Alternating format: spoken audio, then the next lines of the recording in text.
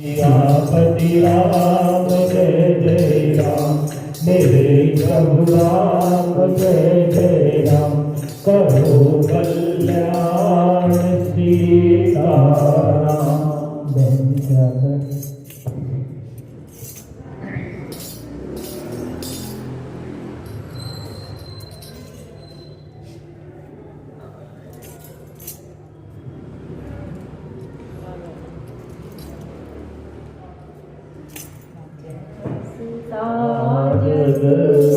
जननी जानकी अतिशय किए करुणा निधान की, ताके जुग पद कमल मनावो, जासु कृपा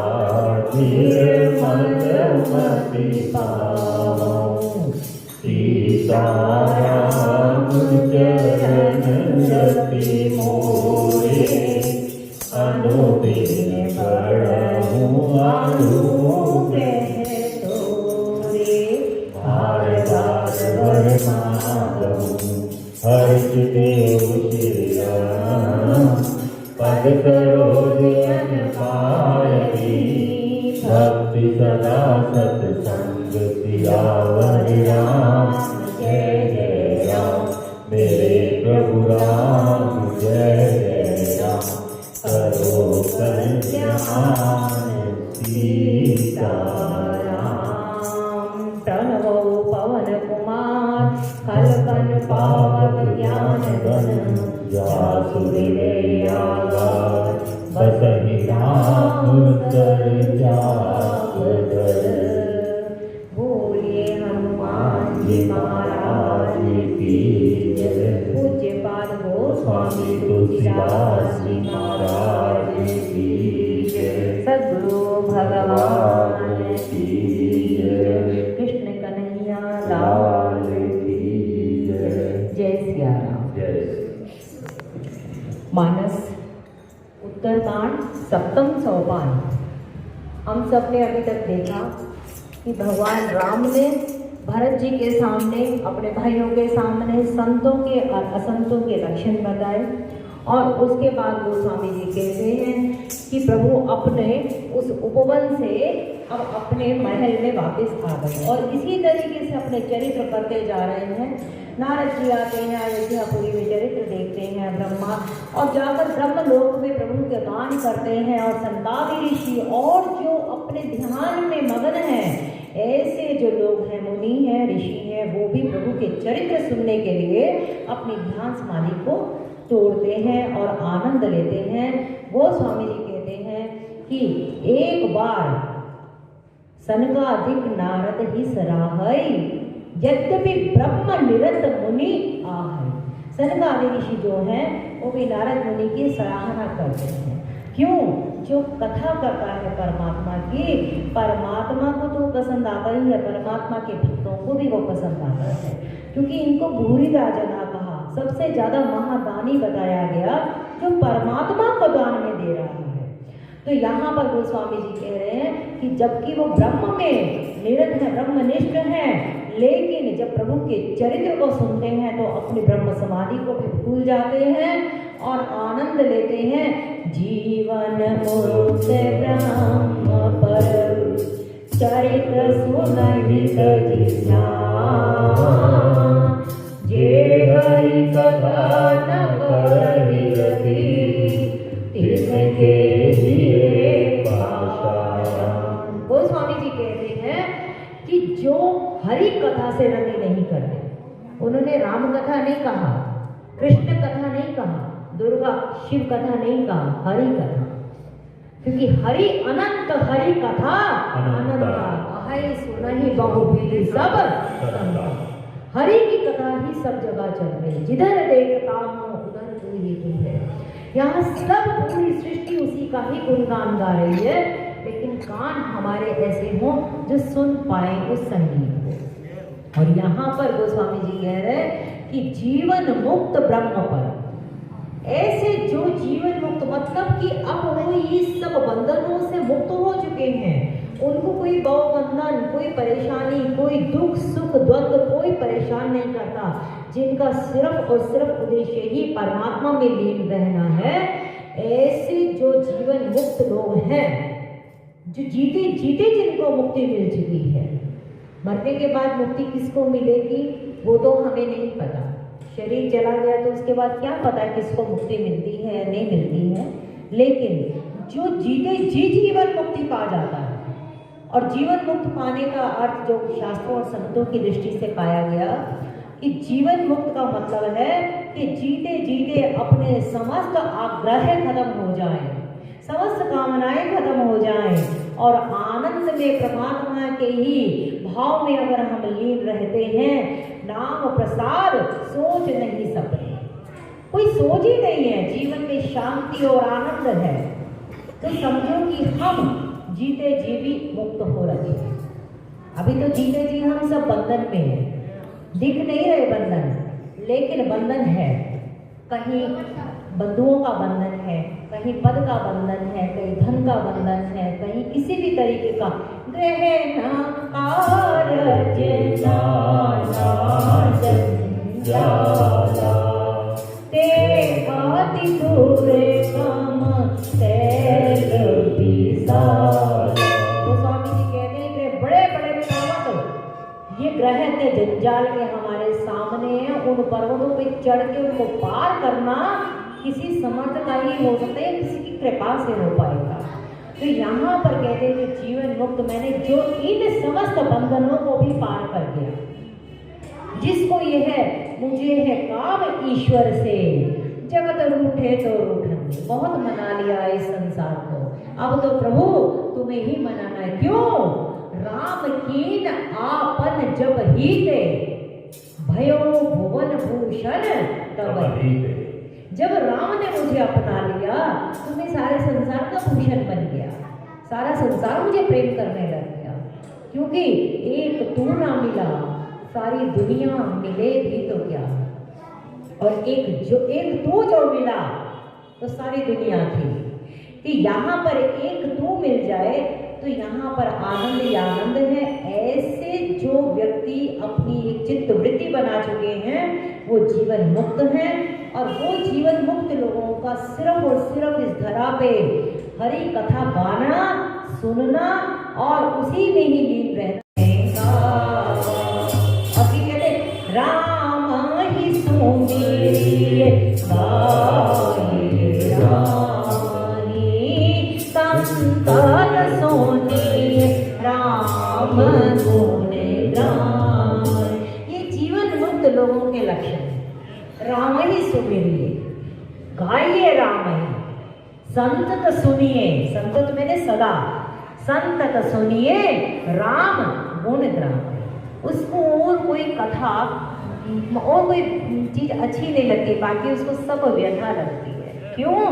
क्योंकि तेरे पास आके मेरा वक्त गुजर जाता है, तो घड़ी के लिए न जाने किधर जाता है, दो घड़ी के लिए कब जाने किधर जाता है। तो ये जो जीवन मुक्त जो लोग हैं जिन्होंने जीते जीते मुक्ति को प्राप्त किया, वो स्वामी जी कहते हैं कि वो अपने प्रभु के चरित्र को सुनने के लिए अपने ध्यान से भी वापस आ जाते हैं। कितने ही ध्यान में बैठे हो, लेकिन जब प्रभु के सग्न रूप की लीला होती है, क्यों? यह चरित्र चितावरी हरि पद पावरी, तेरा परहि प्रभु के चरित्र सुन सुनकर, उनकी लीलाओं को सुन सुनकर जब भक्तों को आनंद होता है तो वो जीते जी जीवन मुक्त महसूस करते हैं।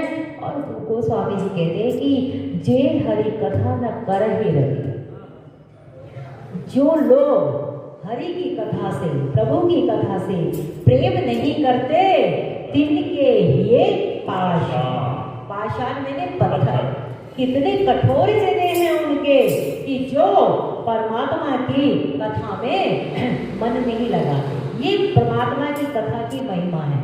गोस्वामी जी क्या कहते हैं, राम कथा सुंदर करतारी, संशय बिहग उड़ावती हारी। हमारे जीवन में अनेक प्रकार के संशय रहते हैं। पूर्ण भरोसा हो जाए, पूर्ण भरोसा, तो उसको तो कुछ करने का काम ही नहीं है, क्योंकि अब छोड़ दिया इस जीवन का सब भार तुम्हारे हाथों में है, जीत तुम्हारे हाथों में और हार तुम्हारे हाथों में। जो ऐसा शरणागत होगा वो तो ये कहेगा कि अब जीत भी तुम्हारे हाथों में और हार भी तुम्हारे हाथों में। क्यों? अब मैंने अपने सिर की सब चिंताएं आपके चरणों में डाल दी, अब तू जाने तेरा काम जाने। तो ये जो हमारे भीतर अभी भी अशांति बनी हुई है, संशय बने हुए हैं, ये मेरा काम होगा नहीं होगा, कैसे होगा, ये अभी हमने अपनी पोटली अपने सिर रखी हुई है, उसके चरणों में अभी वो नहीं डाले। इसी वजह से हमारे समस्त संशय बने हैं। गोस्वामी जी कहते हैं कि जैसे वृक्ष पे पक्षी बैठे हों और कोई अगर एक ताड़ी बजा दे तो पक्षी भाग जाते हैं, ऐसे ही हमारे ये जो संशय के पक्षी हैं, एक राम कथा की सुंदर करतारी बजती है, समस्त संशय भाग जाते हैं। लेकिन संशय भाग जाते हैं, पक्षी हमने देखा दोबारा फिर आ जाते हैं। तो इसीलिए भगवान शिव मांगते हैं ना कि सदा सत्संग बार बार पर मांगाऊं, हर्ष देव श्रीरंग पद सरोज मन पायनी, भक्ति सदा सत्संग।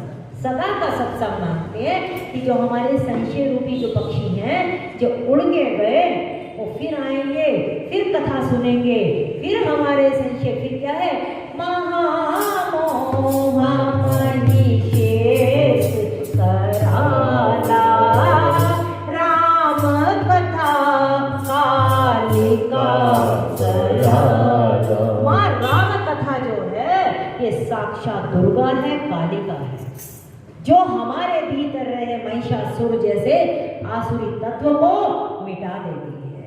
तो इसीलिए गोस्वामी जी कहते हैं कि ऐसी हरि कथा को जो नहीं प्रेम से सुनते हैं उनके तो हृदय पत्थर के समान समझो।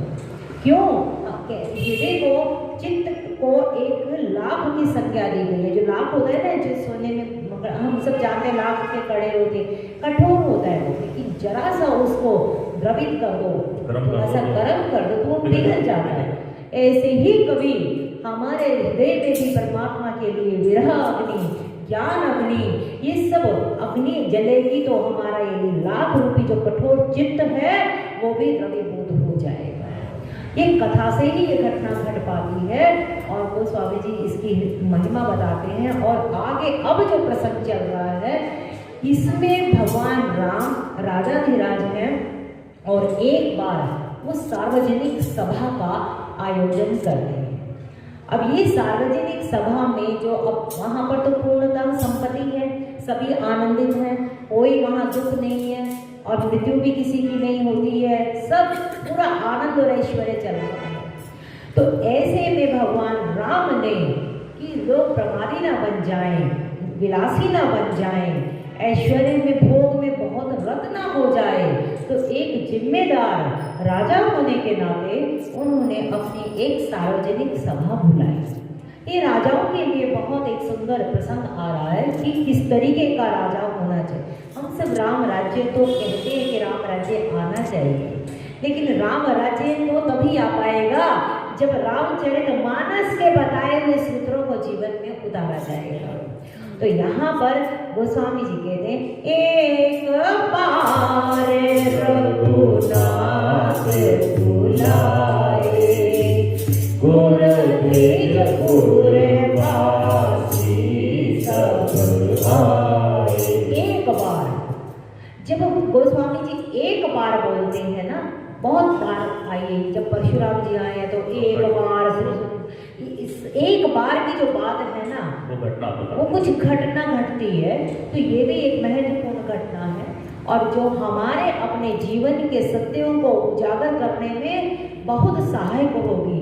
मेरा तो ये पूरा जो अभी 5-10 दोहे आएंगे बहुत प्रिय है और हम लोग इसको अपना अगर आनंद से पढ़ें, जीवन में उतारे तो बहुत आनंद, साक्षात गीता ही उतरी है यहाँ पर।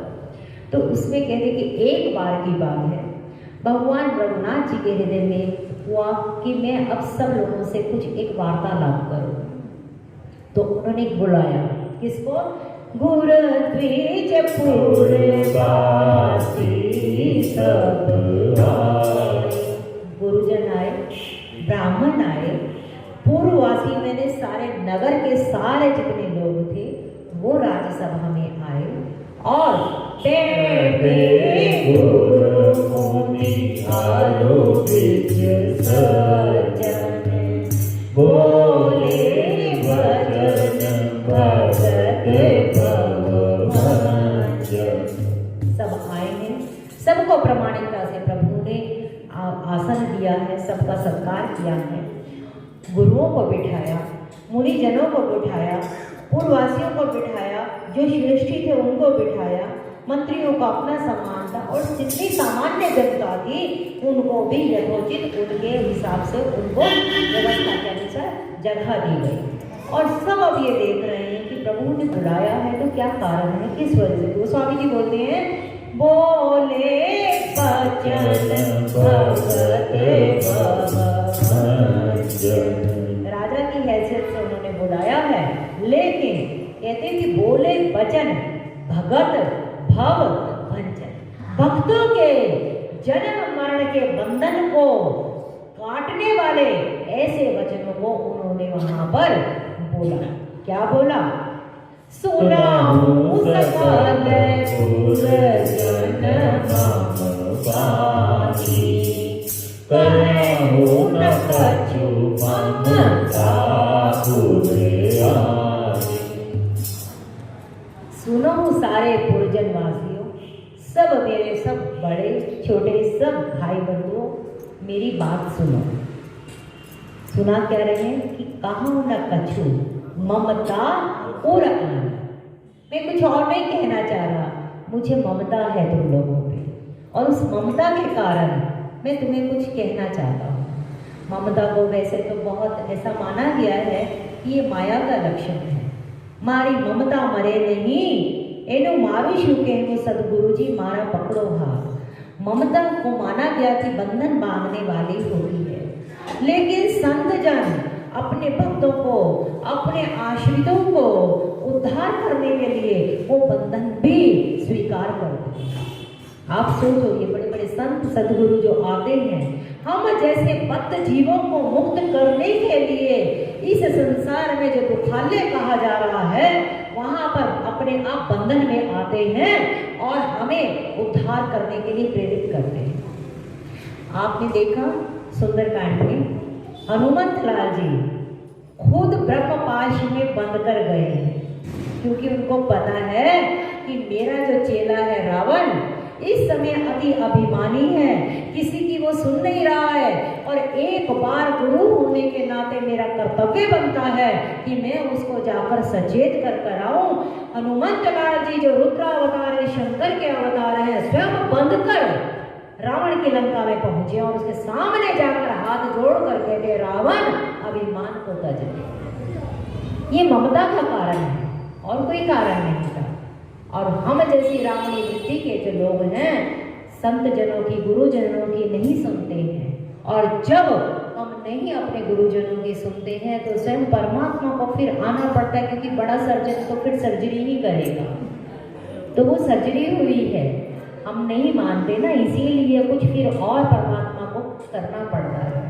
तो यहाँ पर भगवान राम कहते हैं सकल पूर्ववासियों को कि मेरे मन में आप लोगों के प्रति बहुत ममता है और मैं कुछ और नहीं कहना चाहता। और क्या कहना चाहता हूँ? नहीं आती नहीं कछु प्रभुताई, सुनाहु कराहु जो तुम जी तो भाई। आप सब बड़े लोग हैं, श्रेष्ठी लोग हैं।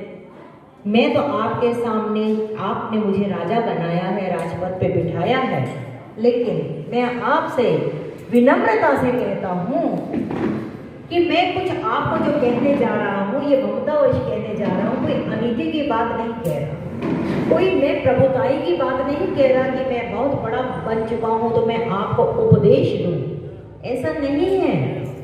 मेरे को आपके प्रति ममता है और मैं अनीति नहीं कह रहा हूँ, आपको मैं स्वतंत्रता देता हूँ, आप मेरी बात सिर्फ सुन ले और सुन के आप करो वही जो आपको पसंद हो।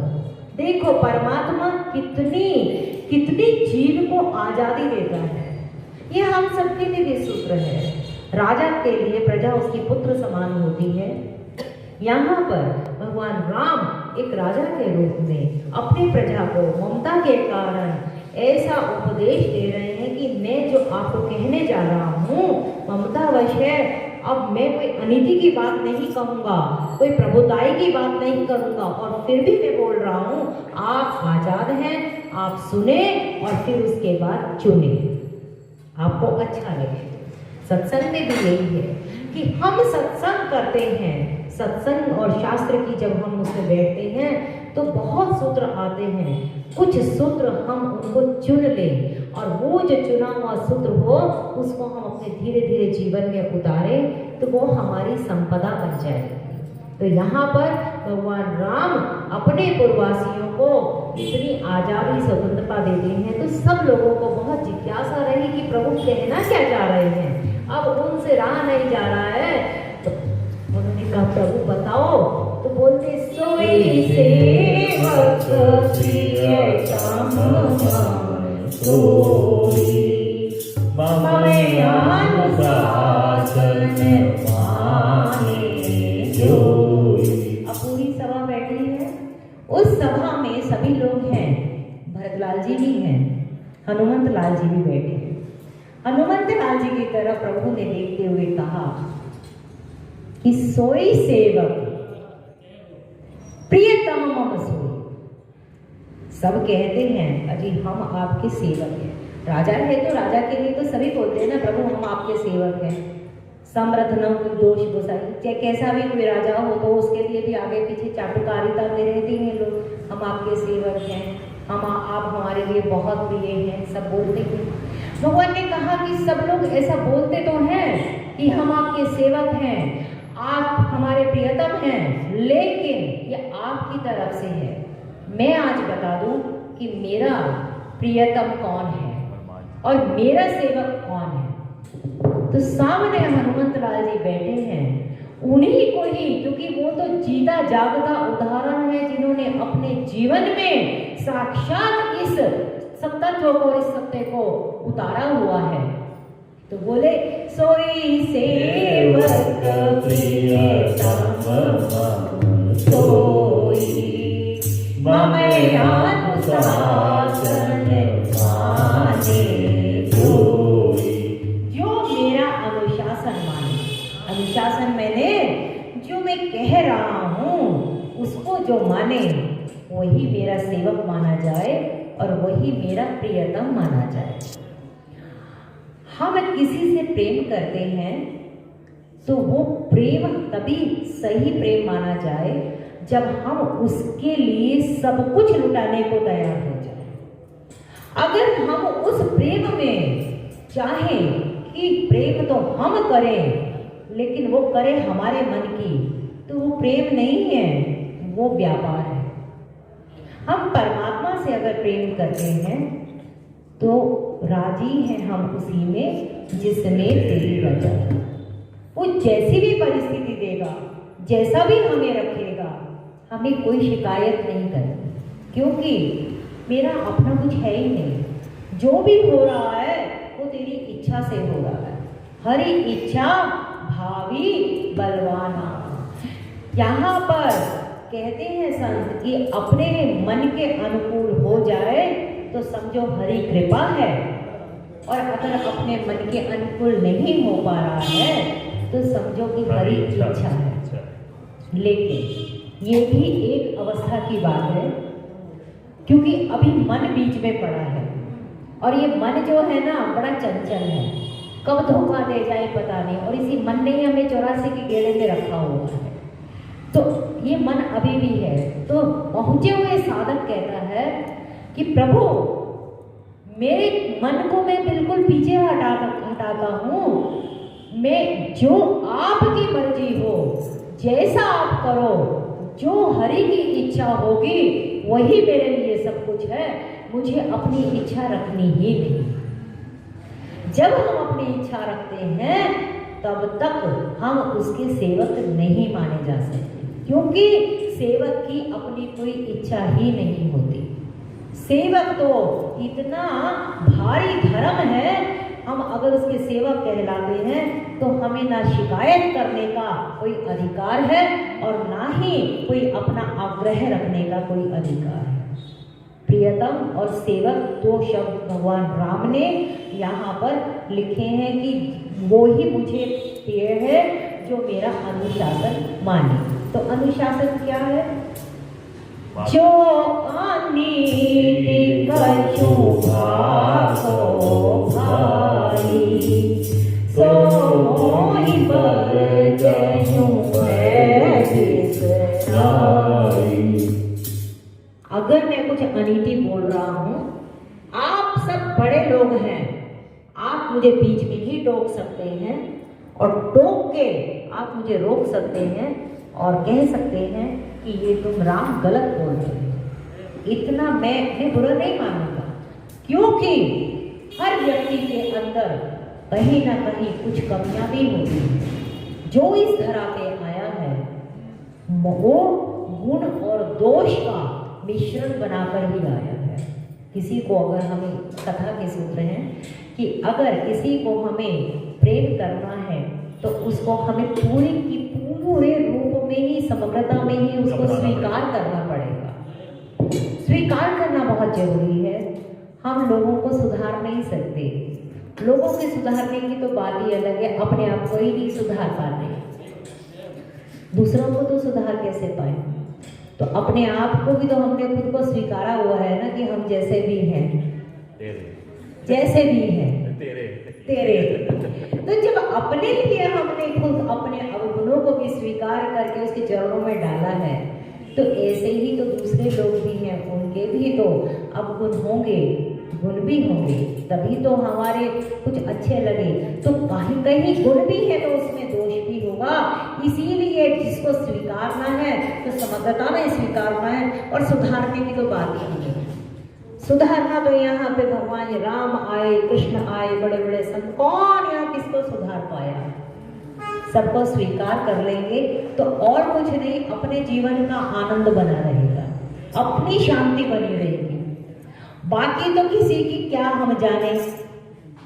अपने मन की मैं जानू, तुम्हारे मन की राम, सांसों की माला पे, सांसों की माला पे, सिमरूं में सीता राम, सिमरूं में प्रभु का नाम। सबसे बड़ी जो अगर घाटे का सौदा है वो ये है कि हमारी चित्त की अवस्था अगर विक्षेप हो रहा है, चित्त की शांति भंग हो रही है, तो कितनी ही महान परिस्थिति हो, वस्तु हो, व्यक्ति हो, वो हमारे लिए कुसंग है। चित्त प्रसन्न रहना चाहिए, क्योंकि शंकराचार्य कहते हैं प्रसन्न चित्ते परमात्मा दर्शन। जैसे ही आप प्रसन्न चित्त हो जाता है, समझो परमात्मा का दर्शन आपको हो रहा है, क्योंकि प्रसन्नता बिना पवित्रता के नहीं आती है। और परमात्मा वह है जहाँ का पात्र पवित्र होगा। तो यहाँ भगवान राम अपने पूर्ववासियों को, सबको कहते हैं कि मैं कोई अनीति की बात नहीं करूँगा, और फिर भी अगर आपको बुरा लगे तो इतनी स्वतंत्रता है आपको कि आप बिना किसी डर के आप मुझे उस चीज के लिए डांट सकते हैं और रोक सकते हैं। क्या कह रहे हैं प्रभु? बड़े भाग मानुष तन पावा, सुर दुर्लभ सत्संग गावा। देखो राजा अपनी प्रजा को क्या सिखा रहा है, ये है राम राज्य, कि तुम इतना ऐश्वर्य, हम पीछे देख आए हैं अयोध्या जी में इस समय, क्योंकि साक्षात लक्ष्मी विराजित है, तो वहां पर धन संपदा ऐश्वर्य की तो कोई कमी नहीं है। दीवारें खंभे जहाँ सोने की हीरे की रत्नों की बनी हुई है, मणि वहां पर है, वहां पर किस चीज की कमी है। और उसी में ही भगवान कहते हैं कि इस ऐश्वर्य में हमें अपना जो मूल हेतु है, इस धरा पे जो हम आए हैं जिस काम के लिए, वो हमें भूलना नहीं चाहिए। कहते हैं आए थे हरि भजन को और ओटन लगे कपास। आया तो यहाँ पर इतने वचन दे दे के माँ के गर्भ में हमने परमात्मा को कहा कि प्रभु एक बार मुझे आप मुक्ति दो इस यंत्रणा से, मैं आपका खूब भजन करूंगा। और कोई देवता हामी भरने को तैयार नहीं था। कहते वरुण देवता ने कहा कि हाँ, जब इसका स्पर्श होगा तो ये प्रभु आपका नाम, मेरा स्पर्श होगा तो ये नाम लेगा। लेकिन नाम लेके भी कहाँ हम परमात्मा को पा पाए, क्योंकि जो जो ये लक्षण दिए जा रहे हैं वो कहते मेरा सेवक और प्रियतम वही जो मेरा अनुशासन माने, और ये नीचे आएंगे अनुशासन। संत के लक्षण है कि हमारे जीवन में ये उतरे, क्योंकि पूजा परमात्मा को प्रेम प्यारा है, ईश्वर को प्रेम प्यारा है, माया ना प्यारी है। ईश्वर को प्रेम प्यारा है, माया ना प्यारी है। कोई लाख संपत्ति लाए, बिन प्रेम प्रभु ना पाए। दो मंजर दिखते हैं हमें महाभारत में। दुर्योधन के घर पे पूरे 56 प्रकार के व्यंजन बन चुके हैं, उसको मालूम है कृष्ण आ रहे हैं और पूरी उसने व्यवस्था की हुई है। और उधर वहां पर विदुर के घर में वो विदुरानी कहती है हमारे तो पास कुछ भी नहीं है, हम क्या खिलाएंगे, पर पता नहीं हमारे जैसे अकिंचनों के घर में वो कृष्ण आएगा, ऐसा भाव विदुरानी विदुर से कहती है। उसने कहा विदुर ने कि विदुरानी तुम चिंता नहीं करो, कृष्ण अंतर्यामी है, वो सबके हृदय की जानते हैं, वो प्रेम जानते हैं, वो सब कुछ बिना जनाए ही सब बात जान जाएंगे, हमारे यहाँ अवश्य आएंगे। तो उन्होंने कहा इतना बड़ा महाराजा, वो बड़े बड़े वहाँ पर 56 प्रकार के व्यंजन खाएगा, हम जैसे अकिंचनों के घर में इसको क्या मजा आएगा। कहते हैं कि भगवान कृष्ण दुर्योधन के प्रासाद में जब पहुँचते हैं तो दुर्योधन ने कहा कि आप भोजन कीजिए। तो उन्होंने कहा कि भोजन मुझे करना नहीं है। बोले क्यों, आप इतनी दूर से यात्रा में आए हैं तो आपको भोजन करना ही चाहिए। कहते भोजन 3 कारणों से किया जाता है। एक तो जो भोजन करवाने वाला है उसका भाव जो है बहुत शुद्ध हो, और दुर्योधन मुझे नहीं लगता कि तेरा भाव उतना शुद्ध है, मुझे वो नहीं हो पा रहा कि मैं, कहते हैं कोई साधु कोई संत तुम्हारे घर में भोजन करता है तो भोजन नहीं करता है, वो तुम्हारे पाप खाता है। इसीलिए संत और साधुओं को भोजन करवाने की बात है कि कैसे भी कोई पहुंचा हुआ संत तुम्हारे घर में अगर कुछ जरा सा ले लेगा तो तुम्हारे जन्म जन्म के पाप खा जाएगा। तो कहते हैं कि मेरे को कोई भूख नहीं है, तो इसीलिए मैं यहाँ पर, तुम में भाव नहीं है। दूसरी बात, मुझे अभी भूख नहीं है। और तीसरी बात, इस तरीके का जो अन्न तुमने यहाँ पकाया है, बनाया है, तुमने दूसरे का परधन लेकर जो यहाँ पर अन्न बनाया है उसको मैं कभी स्वीकार नहीं कर पाऊंगा। हाँ, ये महाभारत में आता है कि भगवान कृष्ण ने दुर्योधन की मेवा त्यागी साग विदुर और पहुंचे विदुरानी के यहाँ पर। और विदुरानी तो एकदम देखती रह गई कि मैं क्या कैसे कहाँ बिठाऊं क्या करूं। उन्होंने कहा माँ मैं बहुत भूखा हूँ, आप मुझे कुछ खिलाओ। क्यों? ईश्वर को प्रेम प्यारा है, माया ना प्यारी है। अब लाख संपत्ति चढ़ा दो, संपत्तिवान को लक्ष्मीपति को लक्ष्मी देकर क्या रिझाओगे? कोई लाख संपत्ति लाए, बिन प्रेम प्रभु ना पाए। कोई लाख संपत्ति लाए, बिन प्रेम प्रभु ना पाए। एक प्रेम से फूल चढ़ा लो, कोई संपत्ति सारी है। ईश्वर को प्रेम प्यारा है, माया ना प्यारी है। हम संसार से भी नहीं प्रेम कर पाते और ईश्वर से भी नहीं प्रेम कर पाते। यहाँ पर भी हम डोले फिर रहे, वहाँ पर भी हम डोले फिर रहे। क्यों? मूड हो चुके हैं, हमें पता ही नहीं है कि हमें करना क्या है, हमारा उद्देश्य ही नहीं पता है। हमें परमात्मा पानी है या हमें पदार्थ पानी है, पहले हम ये तो पक्का कर लें। अब हमें अगर ये पता हो कि हमें आईएएस का पेपर देना है तो हम आईएएस की किताबें पढ़ेंगे, तैयारी करेंगे, उस हिसाब से सब करेंगे। लॉ का पेपर देना है तो लॉ की पढ़ाई करेंगे। हम पहले जान तो ले हमें चाहिए क्या। हमें तो सिर्फ कभी हम पदार्थ मांग लेते हैं, कभी हमारे को संसार से धक्के पड़ते हैं तो हम परमात्मा को मांगते हैं। हम जब सही में जेही पर जेही के सत्य स्नेहो, सो ही मिला ही न कछु संदेह। मिल जाता है यहाँ जो तुम्हें सत्य भाव से मिला।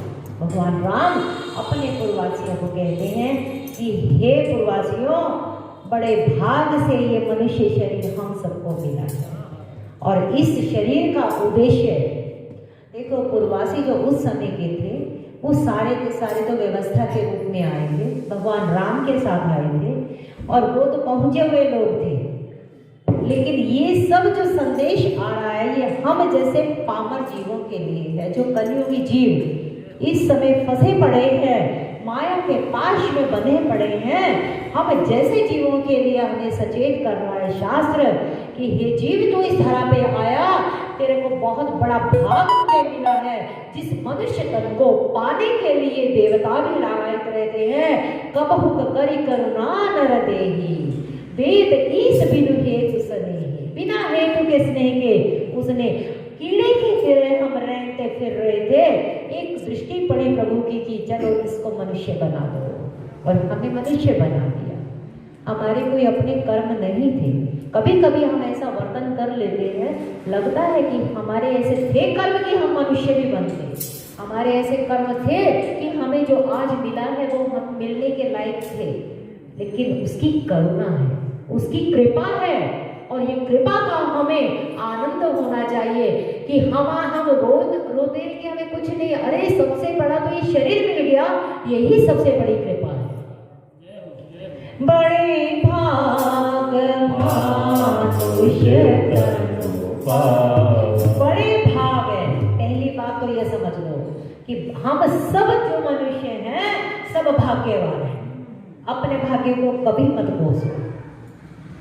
ऐसा माना जाता है पहले जमाने में, जैसे लड़कियां आती थी तो कहते थे कि जैसे पैदा होती थी तो उसको जैसे ही हाय बोलते थे कि हाय लड़की हो गई, तो कहते हैं कि उसकी 16 कलाएं होती हैं, तो कहते हैं उसमें 10 कलाएं तो उसकी पहले ही चली जाती थी, क्योंकि श्री आई है, लक्ष्मी आई है, कीर्ति आई है आपके यहाँ पर। और आप जैसे ही, क्योंकि आपने स्वागत नहीं करा तो आपके घर से वो पहले ही रूठ के चली जाएगी, वो तो करुणा करके आएगी।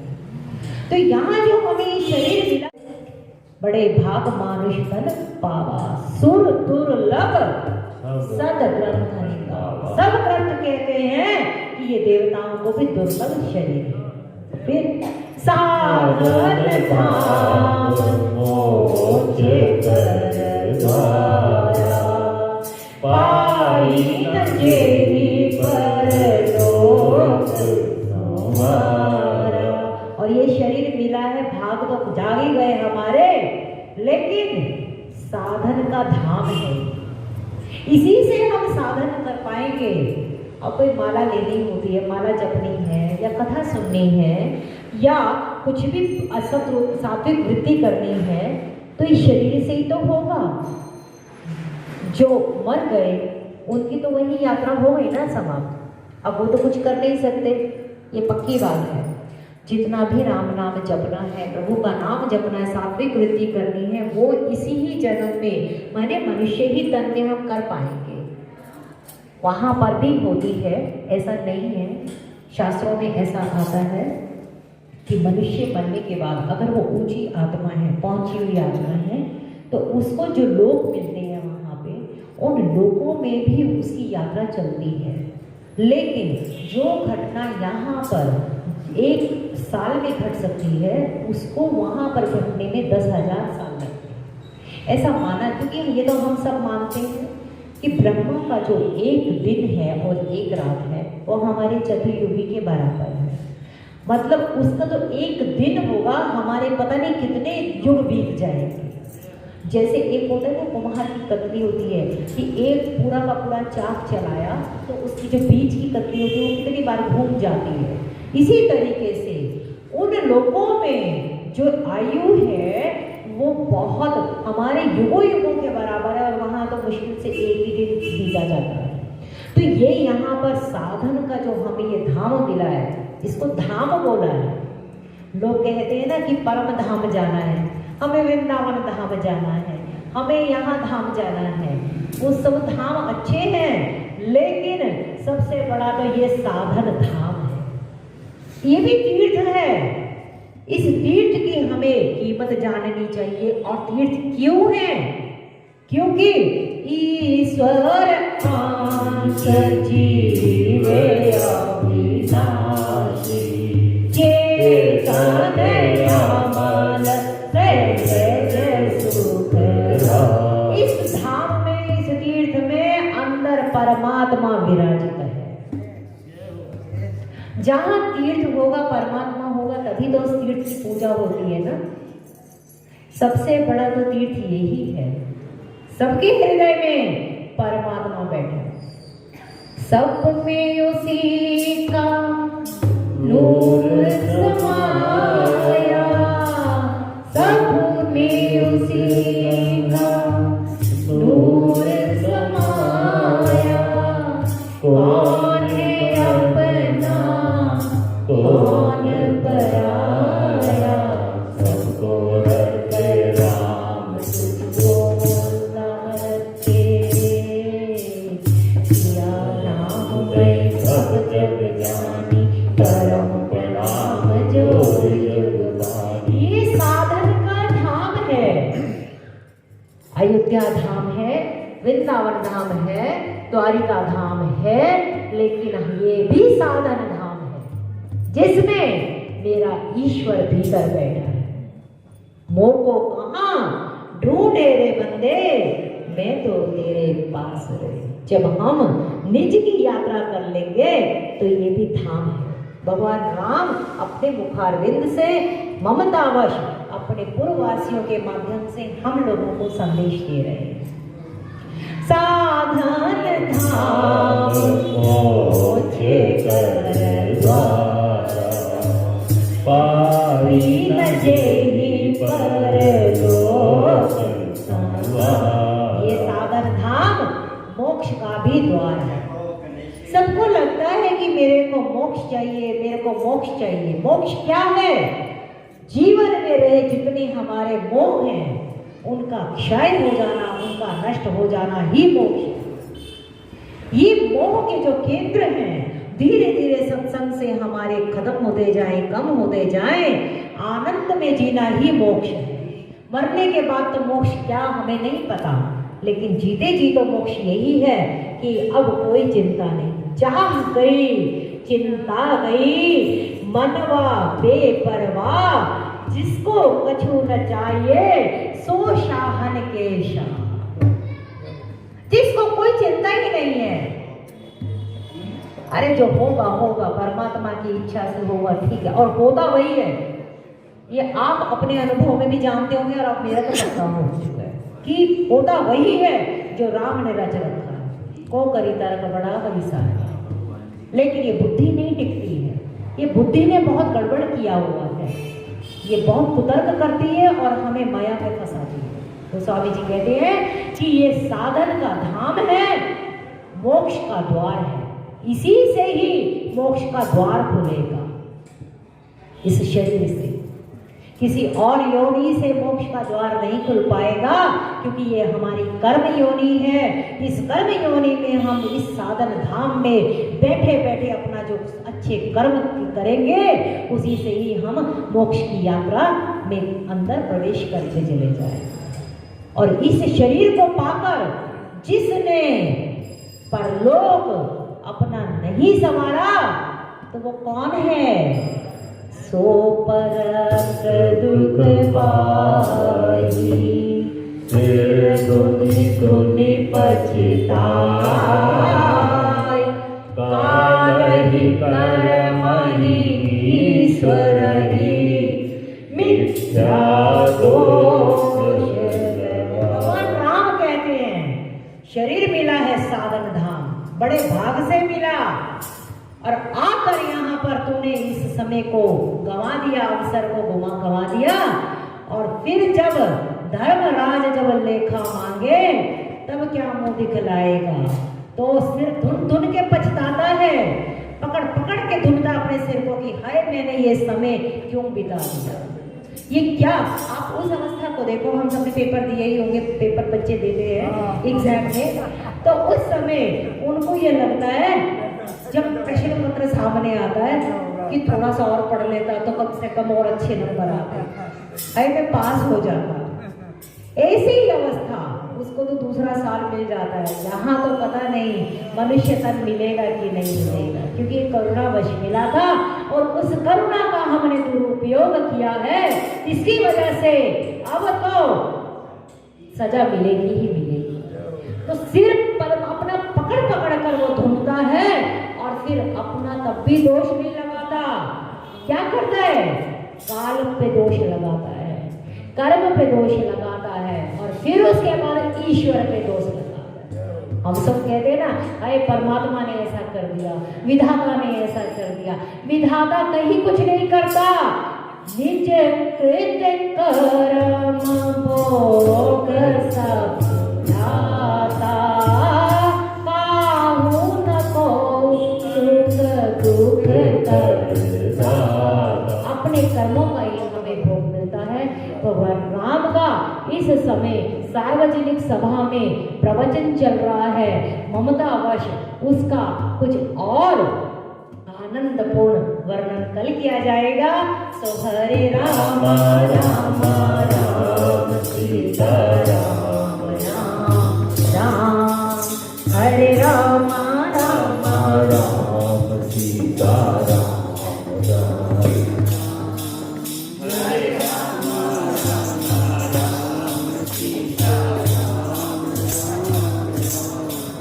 हरे राम राम राम सीता राम राम राम, हरे राम राम राम सीता राम राम राम, हरे राम राम राम सीता राम राम राम, हरे राम राम राम सीता राम राम राम, हरे राम राम राम सीता राम राम राम, हरे राम राम राम सीता राम राम राम, हरे राम राम राम सीता राम राम राम, हरे राम राम राम सीता राम।